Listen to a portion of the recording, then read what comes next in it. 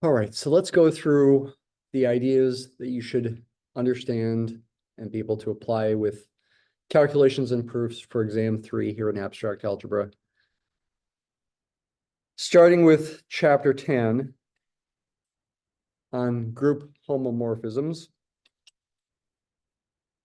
Mostly since exam 2, our topic has been ring theory, rings and fields.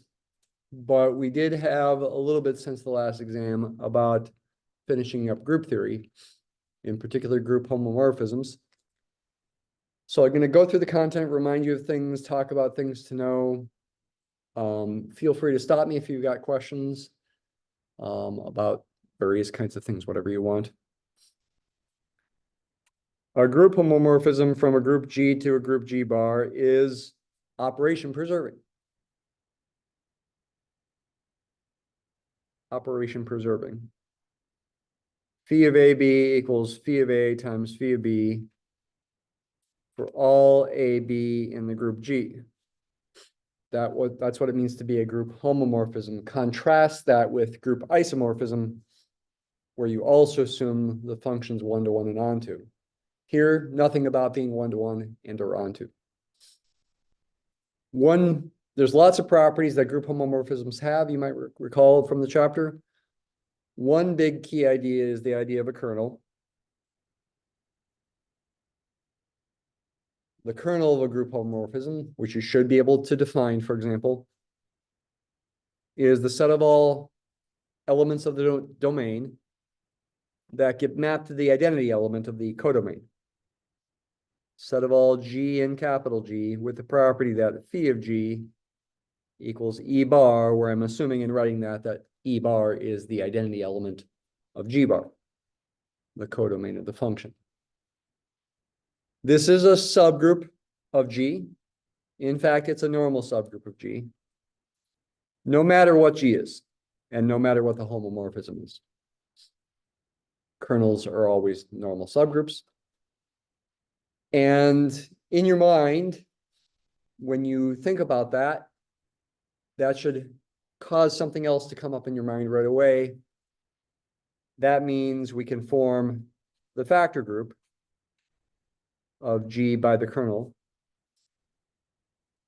And once that is written down, something else should come up in your mind, the first isomorphism theorem, that this factor group is isomorphic to the image of G under phi, which, if phi does happen to be onto, will be all of G bar, though phi doesn't have to be onto. It will equal G bar if phi is onto.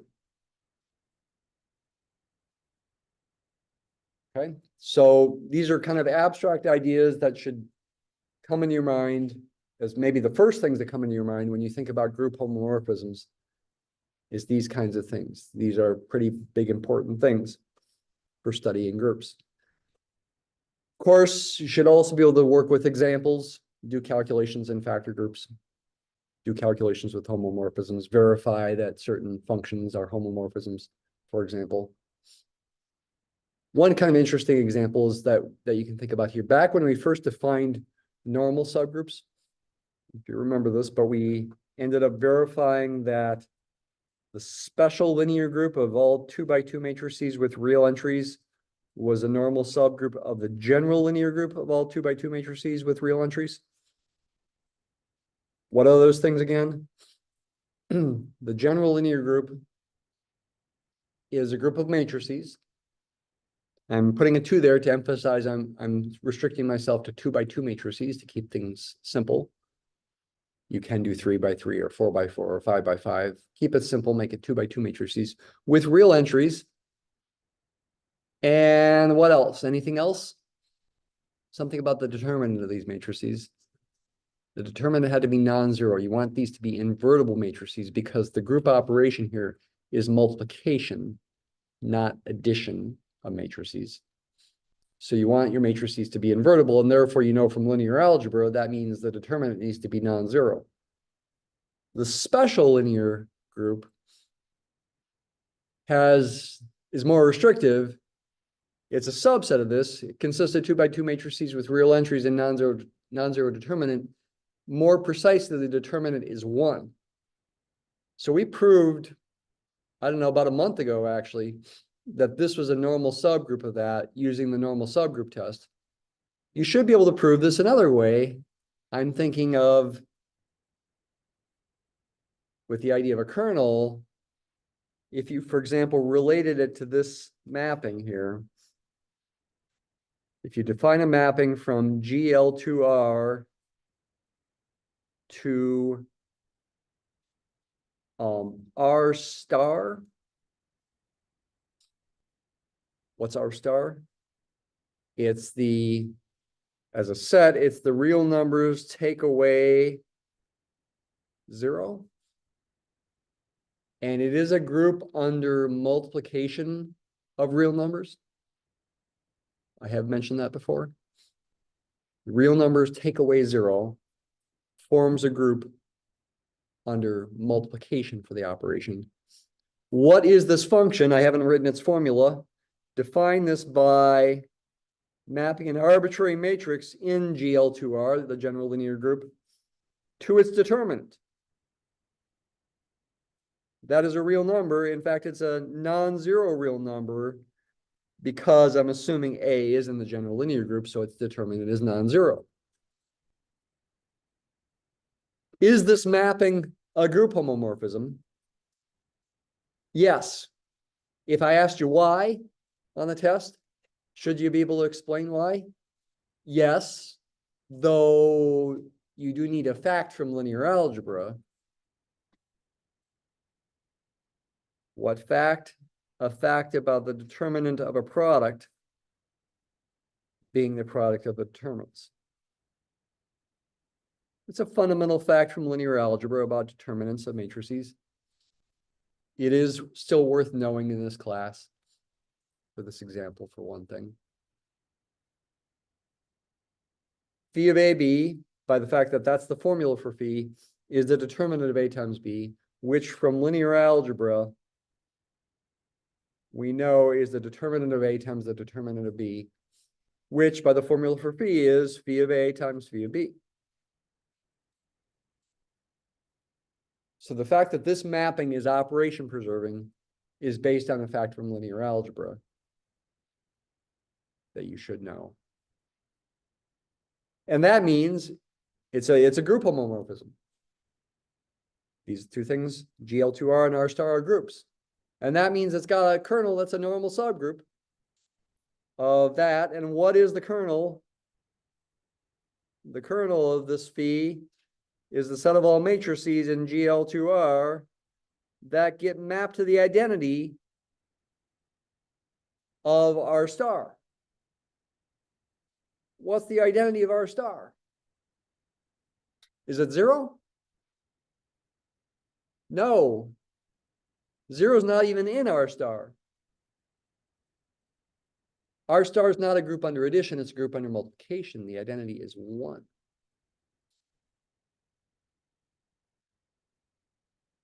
The number 1.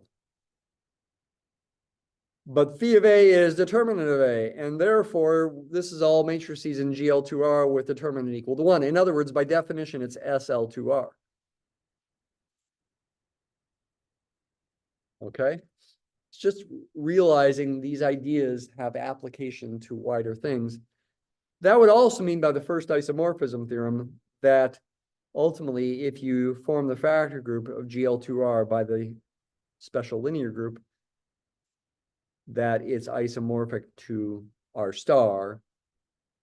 You have to verify that this is onto, but it is.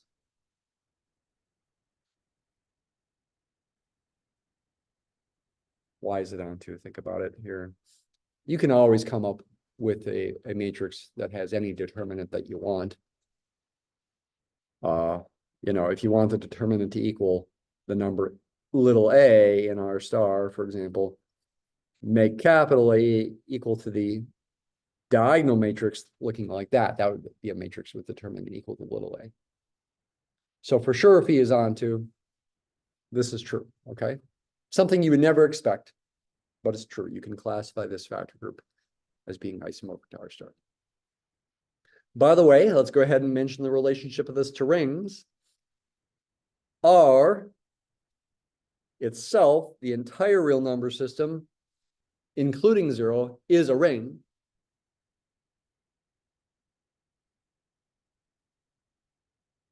Mostly what we're talking about here and reviewing for the exam is rings, but so I want a little preview of reviewing for rings here. It is a ring. Why? Remind yourself of the definition of a ring. I guess I'm reviewing that right now. A ring, first of all, has got two binary operations, which again for us means they're closed. We call them addition and multiplication. And at least with R, the real numbers, they are ordinary addition and multiplication of numbers. That's an abelian group under the addition operation, right? In this case, the identity under addition is 0. The number 0 is in there, and it is the identity of this as a group under addition. R, a plane R, is a group under addition. But there's also multiplication. And what properties does multiplication have to satisfy in the definition of a ring? It's got to be associative, and it's got to satisfy the distributive property. We know that happens with the real numbers. So that it's for sure a ring. Is it a commutative ring? Yes, multiplication is commutative. Does it have a unity? Yes, the number 1 is the unity of the ring, the multiplicative identity. Is it more than just a ring? Is it an integral domain? Yeah, there are no zero divisors. You multiply any two non-zero real numbers, you're going to get a non-zero real number. The only way the product of two numbers can be 0 is if one or the other or both are 0. Is it a field? Yes. Does every non-zero element have a multiplicative inverse? Is it a unit? Yes. Any real number A in R not equal to 0 has a multiplicative inverse. It's 1 over A. That's A inverse. As long as you're not dividing by 0, you can definitely say that exists as a real number. We're not trying to prove those things from scratch, by the way, which to some degree you might do in real analysis. We're assuming those things are true. We're taking them effectively as axioms, that we know those basic kinds of things about the real numbers in this case. So that's a good thing, right? Right. We don't want to be distracted by that kind of thing. We want to study other things, so we make assumptions that we know those kinds of things about integers, rational numbers, real numbers, complex numbers, etc. Are rings ever groups under multiplication? And I'll say it more precisely, even are fields ever groups under multiplication? I emphasize at least once or twice, no, never. Never, ever, ever. Although fields are groups under multiplication when you take out 0.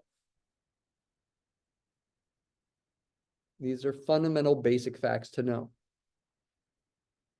For true-false questions, multiple choice questions, or just if I ask you a question related to these facts, to just know it and be able to write something down like this. Question? Not every element has a multiplicative inverse. 0 in particular does not have a multiplicative inverse. 0 never does under multiplication. It's got an additive inverse itself. -0 is 0. Rings and even fields are never groups under multiplication because you definitely do have a 0. These things do have a 0. 0 is the additive identity as a group under addition. But that additive identity as a group under addition, which we call 0 in abstract ring theory, never has a multiplicative inverse. It can't, because you can prove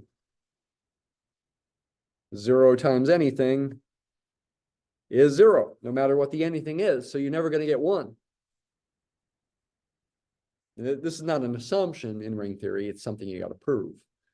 But it is at the beginning of chapter 12 as a theorem. So that highlights the most important things in chapter 10 and an example. Another example that's important is if you take the integers and mod by the cyclic subgroup generated by n, that it's isomorphic to Zn. That's another fundamental fact to know. It can be proved with the first isomorphism theorem. How? If you create a mapping from Z to Zn by mapping an arbitrary integer m to itself mod n, m mod n, that is an onto homomorphism. And its kernel is the cyclic subgroup generated by n, right? Think about it. N, for example, would get mapped to n mod n, which is 0. 2n would get mapped to 0. 3n would get mapped to 0. Negative 2n would get mapped to 0. Negative 3n. The kernel is that cyclic subgroup. Relating this to ring theory as well, the integers form a ring. The two operations are ordinary addition and ordinary multiplication. Under ordinary addition, we know it's a group, an abelian group. That's part of the definition of a ring. 0 is the identity. We do know multiplication exists. You can multiply integers and get another integer. It's a binary operation. It's closed. It's associative. It's distributive. Is it a commutative ring? Yes, because multiplication is commutative. Does it have a unity? Yes. The number 1 is the unity. Is it an integral domain? Yes. There are no zero divisors. Is it a field? No. The only units of Z, the only elements with multiplicative inverses in Z are plus or minus 1. Nothing else. 2 doesn't, 3 doesn't, negative 17 doesn't, right? 2 doesn't have a multiplicative inverse in Z. It does in R. It does in Q, for that matter, the rationals. 1/2 is the multiplicative inverse of 2. But that's not an integer. It's an integral domain, but not a field. It does happen to be the case that the principal ideal generated by an element is the same as the cyclic subgroup generated by that element for this particular ring Z. That's not true in general. What's an example? Zx is an example. That's the polynomial ring. The elements are polynomials with integer coefficients that you add and multiply in the ordinary way that you've learned about adding and multiplying polynomials. Add them by adding like terms, multiply them by, foiling with binomials, or a more complicated kind of expansion with trinomials or quadnomials or general polynomials. But you know what to do, right? You ultimately simplify by gathering like terms. It is a ring. In fact, it's a commutative ring. Does it have a unity? Yes. The polynomial one. Where we think of that polynomial, that one as not technically the number 1, it's the polynomial one, though it's so close to being the number 1 that sometimes we do effectively think of it as the number 1. We sort of think of Z as being embedded in Zx by a ring homomorphism, in fact. Ring homomorphisms are doubly operation preserving. They preserve both addition and multiplication. If you define phi from Z to Zx by mapping an arbitrary integer to, well, itself, so to speak, where that's a number and that's an integer, and that's a polynomial, a constant polynomial, you have, this turns out to be a ring homomorphism. That's also 1-to-1, in fact. It's got trivial kernel, which is another fact, by the way, you should know, is when the kernel is trivial, then the homomorphism is 1-to-1, whether it's group homomorphism or a ring homomorphism. And Therefore, we sort of think of it as embedding Z in ZX. In other words, we sort of think of Z as being inside ZX. Not that it literally is. It's not literally inside of it because integers are technically not polynomials, but they're so close to being constant polynomials that we effectively imagine this to be the case. Up to isomorphism, it's certainly true. In reality, instead of calling that Z, I should think of this as phi of Z, the direct image of Z. But it is isomorphic to Z because this homomorphism has a trivial kernel. So the first isomorphism theorem for ring theory would imply that these are isomorphic. Because again, the kernel of this is trivial. When you mod something by a trivial normal subgroup with group theory or ideal with ring theory, it's isomorphic to the original group or ring. In this particular ring, if n is a constant polynomial, then the principal ideal generated by n is not the same as the cyclic subgroup generated by n. If I think of that notation as representing the cyclic subgroup generated by n, whether I think of it as a subgroup in Z or in ZX, it's not the same as the ideal generated by n.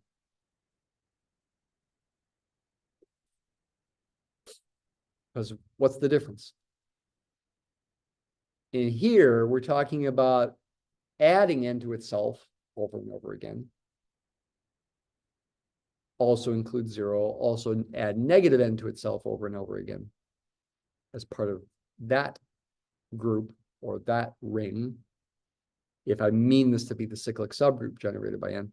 But over here in this ring, which is still a group under addition, if I say this is the ideal generated by n, we're not talking about adding n to itself to get n, 2n, 3n, 4n, 5n, and also 0 and negative n and negative 2n and negative 3n. We're talking about multiplying n by other polynomials of higher degree, which if n happens to be the number 1, actually gives you all of zx. In fact, ZX is a principal ideal domain. Yeah, I'm reviewing ring theory as we go here, even though I haven't quite finished chapter 10 in a sense. This is a principal ideal domain. Excuse me, it's not a principal ideal domain. Sorry, I said the wrong thing there. A principal ideal domain is one in which every ideal is a principal ideal of this kind of form, generated, so to speak, by one element. That's not the case here. This is generated by the polynomial 1 as an ideal. However, that doesn't actually mean this is a principal ideal domain. It's not quite analogous to cyclic groups, where if you have a generator, then it is a cyclic group. To be a principal ideal domain, it's similar to the idea of the cyclic group, but not exactly the same, because what you need is for every ideal to be a principal ideal. But we did see an example of a non-principal ideal in ZX. That one was an example we talked about. That's the ideal generated by x and 2, all linear combinations of x and 2, where the coefficients, so to speak, are polynomials. Never gives you any polynomial with an odd constant term. So it can't be all of ZX. And it also turns out to not be a principal ideal. There's no one element that will generate this ideal, so to speak. Let's continue reviewing group theory in chapter 11 as well. And maybe, once again, some ring theory ideas will still come up. For chapter 11, it was about classifying finite abelian groups. And what the theorem, the fundamental theorem of finite abelian groups basically says is any abelian group, any finite abelian group, this does not apply to infinite abelian groups. Any finite abelian group is either cyclic or isomorphic to a direct product of cyclic groups of prime power order. And how we apply this? We apply this to like figuring out the up to isomorphism. What are the groups? What are the possibilities for groups of various kinds of orders? As an example, we could consider groups of order, say 2 cubed times 3 cubed. As an example. 2 cubed is 8, 3 cubed is 9. So we're talking about abelian groups, I should have said. Abelian groups of order 72. I could phrase the problem as write down all possible, up to isomorphism, all possible abelian groups of order 72. You'd want to reverse this. You want to figure out the prime factorization to help you do it. And then you'd want to start listing them out. And they're based on, problem solving wise, it's good to think about these primes separately. And think about the groups of order 8 and the groups of abelian groups of order 27, and then sort of merge them. And in each case, it's based on the partitions of 3. How many partitions of 3 are there? 3 is either just 3 by itself, or 2 plus 1, or 1 plus 1 plus 1. You're thinking about those exponents, by the way, when you do that. They're both 3. And that means with groups of order 8, abelian groups of order 8, you either have Z8, Z sub 2 cubed, the external direct product of Z4 and Z2, 4 being 2 squared, or the external direct product of Z2 with itself, where there's 3 Z2s. And you could do something similar with, sorry, I made a mistake here.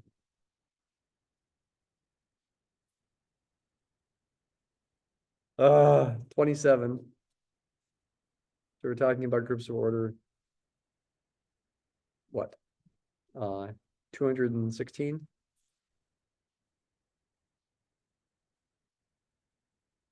With groups of order, abelian groups of order 27, we got Z27, 27 being 3 cubed, the external direct product of Z9 with Z3, and the external direct product of Z3 with itself, where you've got 3 Z3s. And then you'd want to combine all possibilities here. So how many would there be? There'd be 1, 2, 3, 4, 5, 6, 7, 8, 9.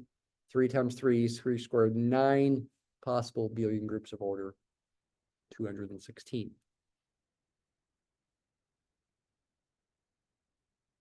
Whoa, this can get harder when those exponents get bigger, because the number of partitions gets much larger fairly rapidly, in fact.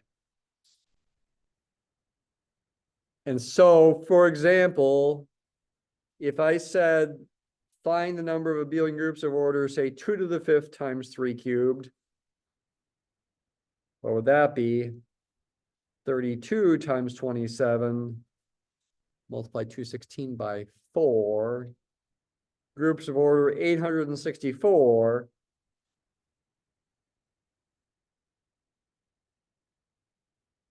The answer would be harder to figure out. If you're going to list them out, it's probably too time consuming. So I would probably not ask you to list out the possibilities, the isomorphism classes of abelian groups of order 864. But I could ask you theoretically to figure out the number of them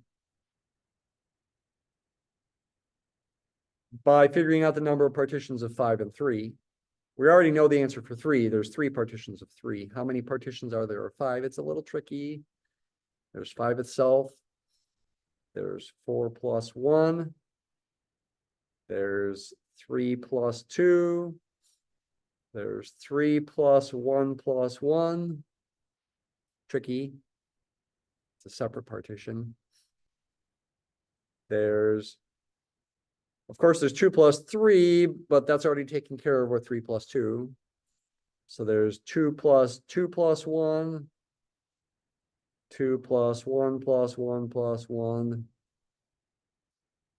and 1 plus 1 plus 1 plus 1 plus 1. 1, 2, 3, 4, 5, 6, 7 partitions of 5. Once again, 3 partitions of 3. All together giving you 7 times 3, 21 abelian groups of order 864. Mathematica is relevant here if you want to practice this in checking your work. You can use integer partitions 5 to figure out what are the partitions of 5.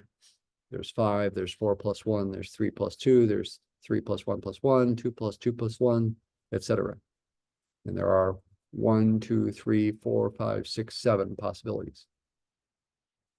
A quicker way to get that without counting those is partitions P, I believe. There are 7 partitions of 5. That's what that says. So if you want to do a little practice that way, you can check your work. Is this related to ring theory at all? Well, sort of, though not in a way we really emphasized in class here. For example, the external direct product of Z2 as in one example, technically is a ring also, but it's a weird ring. Its elements are 0, 0, 1, 0, 0, 1, and 1, 1. What's the group operation? It's addition, mod 2. The ring operation is multiplication, mod 2. I'm talking about component-wise. But that's a weird thing to do.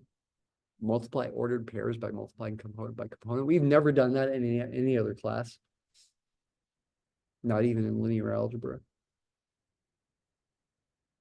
Technically does make it a ring to define multiplication component wise, but it's kind of a weird ring. There are zero divisors. It's not an integral domain. For example, 1, 0 times 0, 1 is 0, 0. 1 times 0 and 0 times 1 are both 0. I'm doing the multiplication component wise. So while it is a ring, it's a weird ring. Not even an integral domain. So we don't really focus on it because we are mostly focused on nice rings, integral domains, and fields. So chapter 12 then did get into ring theory. Chapter 12 was the basics of ring theory.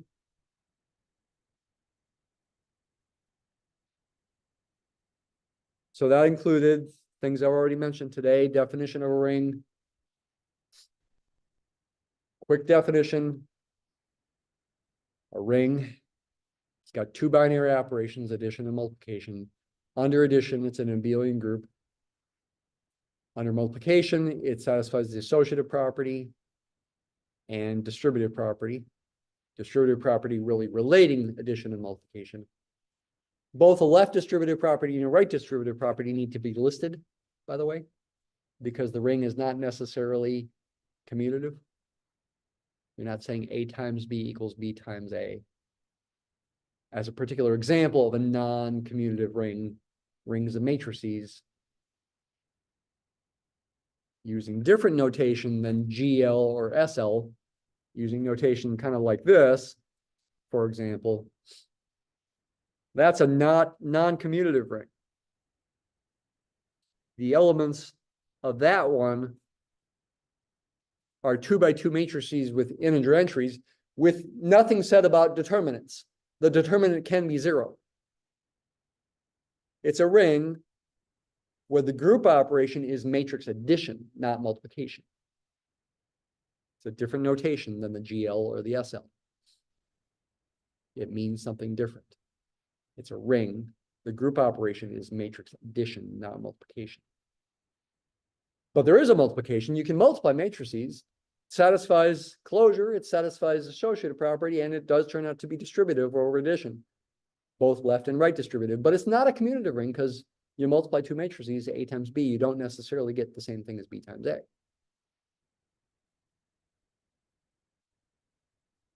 There's nothing about rings having to have unities, though most rings we deal with do have unities. However, things like 2Z, which would be the same as the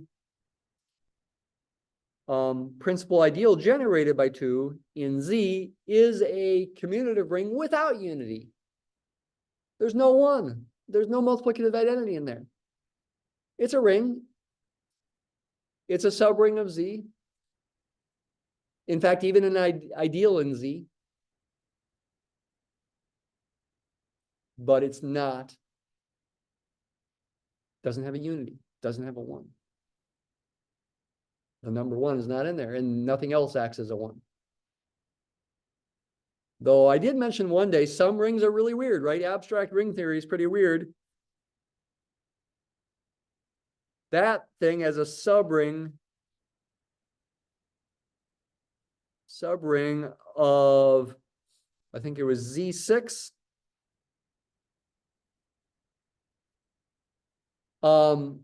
Has a unity, actually. Has a unity. What? I don't see the number 1 in there. How could it have a unity? 4 acts like the unity. That's why. Because 4 times 0 is 0. 4 times 2 is 2 mod 6. And 4 times 4 is 4 mod 6. 16 mod 6, yeah, is 4. So 4 is acting like the unity in this subring of Z6. In Z6 itself, it's not the unity. 1 is the unity in Z6.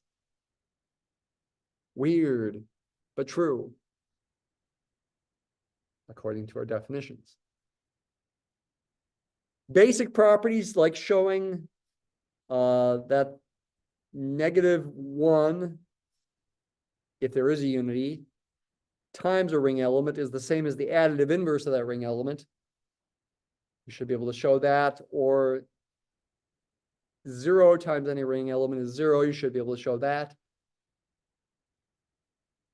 I think there was also showing things like -A times B is the additive inverse of AB. Those are basic kinds of proofs you should be able to practice and do on the test. I don't know that it was on the practice exam, but should be able to do it. Chapter 13 gets into the main topic is integral domains. And we could probably add fields to that. Fields are talked about in chapter 13. So we need the idea of a zero divisor. What is a zero divisor? A zero divisor, A, is a non-zero element such that there's another non-zero element, B, giving you 0. I'm just writing that equation, A equals 0, but really, if I asked you to define a zero divisor, you need to say more. You need to say what I verbally said. Zero divisors are, we don't really like them. I mean, yes, they exist in some rings. Like, for example, Z6. What's an example of a zero divisor in Z6? 2 and 3 are, because 2 times 3 is 0 mod 6, but neither 2 nor 3 are 0 in Z6. They're not the additive identity.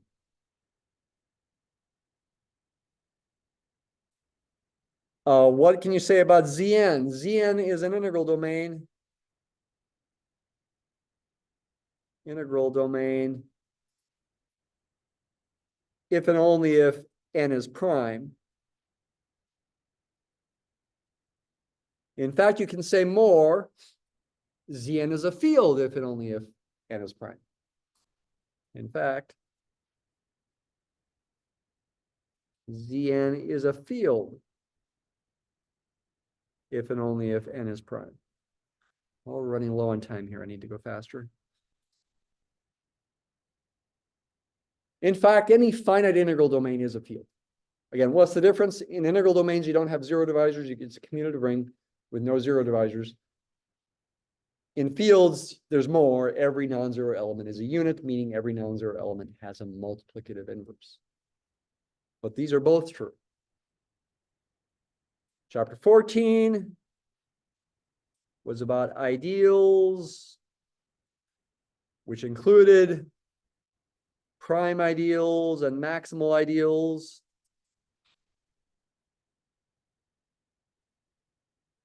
It also included factor rings,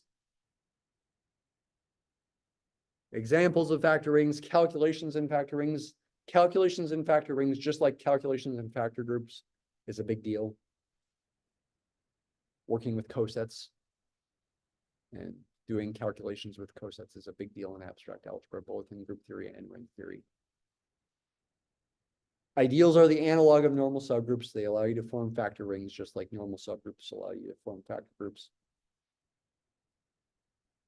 The ring operation in the factor ring needs to be well defined. That'll happen exactly when the subring you're talking about is in fact an ideal.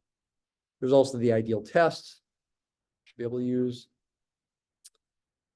principal ideals and some non-principal ideals, like I mentioned 20 minutes ago.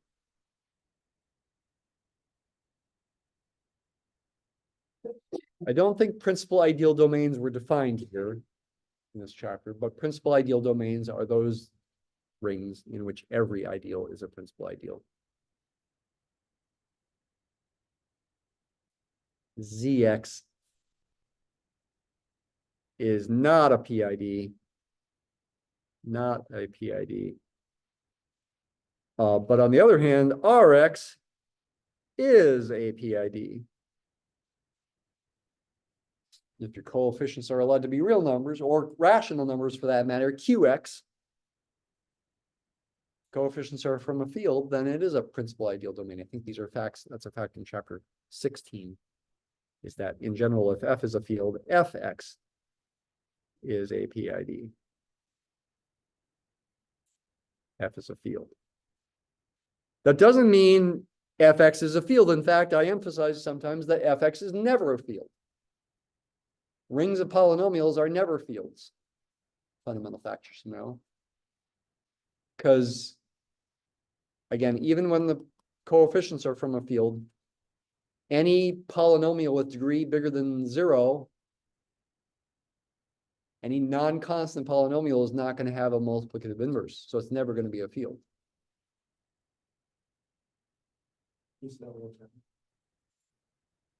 Rings of polynomials are never fields, even when the coefficients come from a field. Because, for example, any non-constant polynomial, any polynomial with an x or an x squared or an x cubed, etc., is never going to have a multiplicative inverse in the ring. There could be maybe some bigger field where they do. In fact, there are fields where the elements are not polynomials, but rational functions, ratios of polynomials. And then, yes, things like x squared would have a multiplicative inverse. 1 over x squared would be the multiplicative inverse of x squared. But 1 over x squared is not a polynomial. It's a rational function. Make sure you study the examples. There was also like the example zi, the Gaussian integers. There are examples like z square root of 2. What's that? That's the set of all numbers of this form where a and b are integers. And square root of 2 is indeed the square root of 2. It's a number whose square is 2. Here, this was the set of all numbers of this form where a and b are integers, and I is indeed the imaginary unit. I squared is -1. I squared is -1. Square root of 2 squared is 2. Chapter 15 was ring homomorphisms. They're doubly operation preserving. You can still talk about kernels, homomorphisms. You can still talk about kernels. You can still talk about the first isomorphism theorem. It all works. Kernels become ideals here in ring theory instead of just normal subgroups. Prove that. You should be able to prove that a kernel is an ideal. There are various kinds of tricky problems related to ring homomorphisms that you'll find in chapter 15 as well. Tricky examples. You should study those. I'm thinking in particular like of example, like in chapter 15, like example 4 here. And example 5. And you need to realize that ring homomorphisms preserve idempotency. For example, if a squared equals a, that's called a would be called an idempotent element. I do talk about this in the lectures. That implies if phi is a ring homomorphism, that phi of a squared being phi of a times phi of a being phi of a squared being phi of a is also an idempotent. Its square equals itself because of the ring homomorphism being operation preserving. And this assumption being used right here. And so that kind of restricts, in those examples that I just referred to, what can happen. They're a little tricky, but you should definitely study them. Chapter 16 was polynomial rings. Polynomial rings in general, including things like the division algorithm.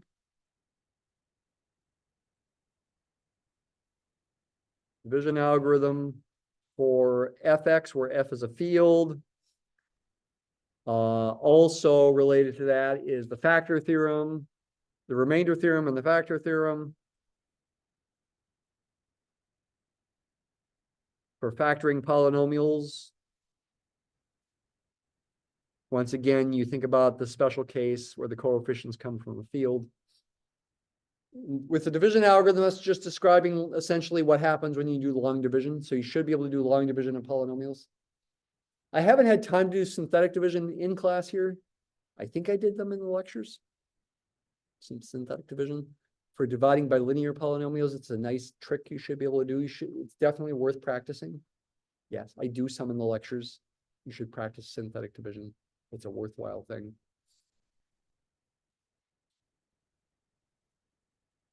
At the very end of chapter 16 are a couple of abstract theorems related to principal ideal domains. Yes, principal ideal domain is an integral domain in which every ideal is principal.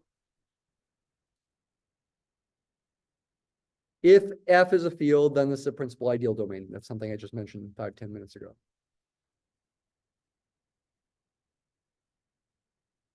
This is actually an important theorem as well. F is a field and I is a non-zero ideal in this polynomial ring. Then the ideal is generated by an element if and only if that element, that polynomial, has minimum degree. F is a field. This is in a principal ideal domain. So if you've got an ideal I, it will be generated by some element that will be a generator of that ideal if and only if it's got minimum degree. It's actually an important thing. And then we're going to end with chapter 17. Factorization, which you've been learning about while I've been gone. This definition, I do think, of irreducibility and reducibility is kind of difficult. I do emphasize and the book emphasizes it becomes easier to understand when the coefficients come from a field. So it's probably more important for our purposes to emphasize the paragraph underneath the definition. In the case the integral domain is a field, an equivalent and more convenient, easier to understand definition is that a non-constant polynomial with coefficients from the field is irreducible if and only if it turns out f of x cannot be expressed as a product of two polynomials of lower degree. You can't factor it as a product of two polynomials of lower degree in this polynomial ring. with coefficients from the field. Quick examples. They should be able to think through related to that include things like, well, is x squared minus 1 reducible or irreducible over q, for example, the rationals? It's reducible because you can factor it over the rationals. And I'm using the rationals, q,